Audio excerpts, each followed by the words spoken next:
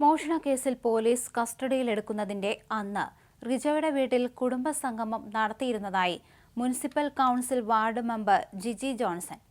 താളിപ്പാറ വാർഡിലാണ് റിജോയുടെ വീട്. 2.5 വർഷമേ ആയിട്ടുള്ളൂ ഇവിടെ താമസം തുടങ്ങിയിട്ട്.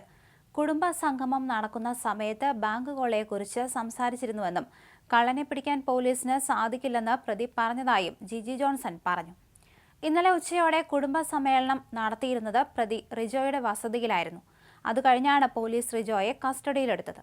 കവർച്ചയെക്കുറിച്ച് സംസാരിച്ചപ്പോൾ കള്ളനെ പിടിക്കാൻ കഴിയില്ലെന്നും അയാൾ എവിടെയെങ്കിലും പോയി കാണുമെന്ന് റിജോ പറഞ്ഞിരുന്നു. കവർച്ച നടത്തിയതിനു ശേഷം റിജോ അസ്വാഭാവികമായി പെരുമാറിയിരുന്നില്ലെന്നാണ് ജിജി ജോൺസന്റെ പ്രതികരണം. ഇന്നലെ കുടുംബ സമ്മേളനം നടന്നത് 2:30-ക്കാണ്. 4:30-യോടെയാണ് വീട്ടിലേക്ക് പോയത്. അതിനുശേഷമാണ് അറസ്റ്റ് വിവരം അറിയുന്നത്. മക്കൾ സ്കൂളിൽ പോയതിനു ശേഷം നാട്ടുകാരുമായി സംസാരിച്ചു നിൽക്കുന്ന പ്രകൃതമാണ് റിജോയുടേത്. ഇങ്ങനെ ഒരു മോഷണം നടത്തുമെന്ന് കരുതിയില്ല. എന്താണ് സംഭവിച്ചതെന്ന് അറിയില്ല. കടങ്ങൾ ഉണ്ടെന്നാണ് പറയുന്നത്. ഭാര്യ വിദേശത്തു നിന്ന് അയച്ചു കൊടുത്ത പണം ദൂർത്തടിച്ചെന്നും പറഞ്ഞു. പോലീസ് പരിസരത്തുണ്ടായിരുന്നു. അപ്പോഴാണ് കള്ളനെ പിടിക്കാൻ കഴിയില്ലെന്ന് തമാശയായി പറഞ്ഞത് ജിജി പറഞ്ഞു. ചാലക്കുടിയിൽ ബാങ്ക് കൊള്ളയടിച്ച പണം തട്ടിയ റിജോ ആന്റണിയെ ഞായറാഴ്ച രാത്രിയാണ് പോലീസ് സംഘം പിടികൂടുന്നത്. 40 ലക്ഷത്തിലധികമാണ് റിജോയ്ക്ക് കടമായി ഉണ്ടായിരുന്നത്. മോഷണത്തിന് പിന്നാലെ 2.90 ലക്ഷം ഒരാൾക്ക് കടം വീട്ടാനായി കൊടുത്തു. മോഷ്ടിച്ച പണം കൊണ്ട് മദ്യം വാങ്ങി ബാക്കി പണം പൊട്ടിക്കാതെ സൂക്ഷിച്ചിട്ടുണ്ടെന്ന് പ്രതി പറഞ്ഞു. ഭാര്യ കുവൈറ്റിലെ നഴ്സാണ്. അവധിക്ക് ഭാര്യ നാട്ടിലേക്ക് തിരിച്ചെത്താനായെന്നും കടം വീട്ടേണ്ടതിനാലാണ് മോഷണം നടത്തിയതെന്നും പ്രതി പോലീസിനോട് പറഞ്ഞിരുന്നു. 2ാം ശ്രമത്തിലാണ് പ്രതി ബാങ്കിൽ കയറി കവർച്ച നടത്തിയത്. കവർച്ച നടന്നതിന് 4 ദിവസം മുമ്പായിരുന്നു പ്രതി ആദ്യ ശ്രമം നടത്തിയത്. എന്നാൽ പോലീസ് ജീപ്പ് കണ്ടതോടെ ആ ശ്രമം ഉപേക്ഷിക്കുകയായിരുന്നു. കവർച്ചയ്ക്ക് ശേഷവും വളരെ ആസൂത്രിതമായിരുന്നു പ്രതിയുടെ നീക്കം. പോലീസിന്റെ കണ്ണുവെട്ടിക്കാനുള്ള എല്ലാ നീക്കവും പ്രതി നടത്തി. വഴിയിൽ വെച്ച് തന്നെ വസ്ത്രം മാറിയും വാഹനത്തിന്റെ ചെറിയ മാറ്റം വരുത്തിയുമെല്ലാം അതിസമർത്ഥമായിട്ടായിരുന്നു പ്രതി ഇടവഴിയിലൂടെ സഞ്ചരിച്ചത്. എന്നാൽ മാറ്റാതിരുന്ന ഷൂ ആണ് പ്രതിയിലേക്ക് എത്താൻ പോലീസിന് തുണയായത്. വസ്ത്രവും വാഹനത്തിലെ മാറ്റവുമെല്ലാം പോലീസിന്റെ കണ്ണുവെട്ടിക്കാൻ തുണയായെങ്കിലും ഷൂസിന്റെ അടിഭാഗത്തെ നിറം പിടിവള്ളിയാക്കിയാണ് പോലീസ് പ്രതിയിലേക്ക് എത്തിയത്.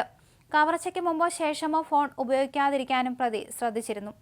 ഇതിനിടെ പ്രതി കവർച്ച നടത്തിയ പണത്തിൽ നിന്നും 2,29,000 രൂപ കൂടി പോലീസിന് കിട്ടുകയായിരുന്നു. കവർച്ചയ്ക്ക് ശേഷം ഈ പണം പ്രതി കടം വാങ്ങിയ ആൾക്ക് തിരിച്ചു നൽകിയിരുന്നു. ഇയാളാണ് ഈ പണം പോലീസിന് കൈമാറിയത്. കവർച്ച പണത്തിൽ നിന്നും കടം വീട്ടിയതായി പ്രതി പോലീസിന് മൊഴി നൽകിയിരുന്നു. അന്നനാട് സ്വദേശിയാണ് പണം എത്തിച്ചു നൽകിയത്.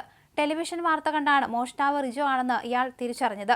ബാങ്കിൽ നിന്ന് തട്ടിയെടുത്ത 15 ലക്ഷത്തിൽ നിന്നാണ് 2.94 ലക്ഷം രൂപ കടം വീട്ടിയത്. വൻ ആസൂത്രണം ആഴ്ചകൾക്ക് മുമ്പേ ഇതിന്റെ ഭാഗമായി തുടങ്ങിയിരുന്നു എന്നാണ് പോലീസ് പറയുന്നത്. ശരീരം മുഴുവൻ മൂടുന്ന രീതിയിലുള്ള വസ്ത്രം ധരിക്കാനും വാഹനം തിരിച്ചറിയാതിരിക്കാനും മുൻകരുതലെടുത്തതിനും പുറമെ മറ്റ് നിരവധി കാര്യങ്ങളും ഇയാൾ ശ്രദ്ധിച്ചിരുന്നു. മോഷണം നടത്തുന്നതിന് 4 ദിവസം മുമ്പ് ഇയാൾ ബാങ്കിലെത്തി. കാലാവധി കഴിഞ്ഞ ATM കാർഡുമായിട്ടാണ് വന്നത്. ഈ കാർഡ് ഉപയോഗിച്ച് പണം പിൻവലിക്കാനാകുന്നില്ലെന്ന് പരാതി പറയാനെന്ന മട്ടിലെത്തി ചുറ്റുപാടുകൾ നിരീക്ഷിച്ചു. ആളുകൾ ഏറ്റവും കുറച്ചുണ്ടാകുന്ന സമയവും നിരീക്ഷിച്ചു. ബാങ്കിന് തൊട്ടടുത്ത പോട്ടാപ്പള്ളിയിൽ 2ാം വെള്ളിയാഴ്ചയും 3ാം വെള്ളിയാഴ്ചയും കുർബാനയില്ല എന്നതും കണക്കിലെടുത്തു. ബാങ്കിലെത്തി 3 മിനിറ്റ് കൊണ്ടാണ് ഇയാൾ മോഷണം പൂർത്തിയാക്കിയത്. 47 ലക്ഷം രൂപയിൽ 15 ലക്ഷം രൂപ മാത്രമേ ഇയാൾ എടുത്തിരുന്നുള്ളൂ. ഇയാൾ മുറിയിൽ പൂട്ടിയിട്ട് ബാങ്ക് ജീവനക്കാർ ഫോൺ ചെയ്യുന്നതും മറ്റും കേട്ടതോടെയാണ് പണം മുഴുവൻ മോഷ്ടിക്കാത്തത് എന്നാണ് പോലീസ് പറയുന്നത്. മോഷണത്തിനായി വീട്ടിൽ നിന്നിറങ്ങി തിരിച്ച് വീട്ടിലെത്തുന്നതുവരെ 3 നിന്ന് വസ്ത്രം മാറുമ്പോഴും CCTV ക്യാമറ ഇല്ലെന്ന് ഉറപ്പാക്കി ഗ്ലൗസ് വരെ മാറ്റുകയും ചെയ്തിരുന്നു.